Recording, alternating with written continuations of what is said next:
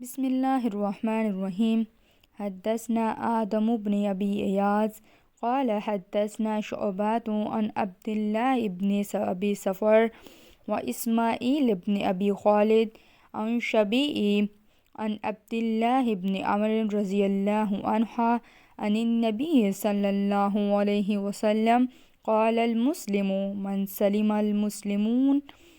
من لسانه ويده والمهاجر من هجر ونحي الله عنه. قال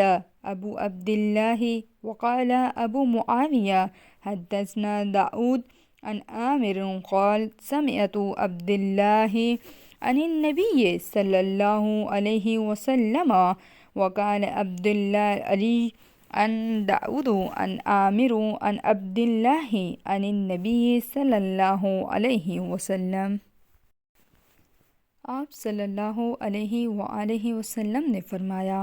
مسلمان وہ ہے جس کی زبان اور ہاتھ سے مسلمان بچے رہیں، اور مہاجر وہ ہے جو ان کاموں کو چھوڑ دے جس سے اللہ نے منع فرمایا۔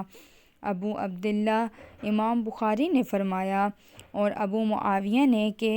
ہم کو حدیث بیان کی داؤد بن ابی ہند نے، انہوں نے روایت کی عامر شعبی سے، انہوں نے کہا کہ میں نے سنا عبداللہ ابن عمرو بن عاص سے، وہ حدیث بیان کرتے ہیں جناب نبی کریم صلی اللہ علیہ وآلہ وسلم سے،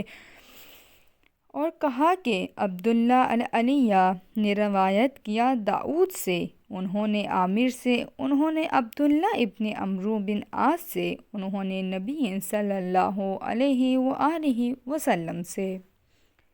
صحیح بخاری حدیث نمبر 10۔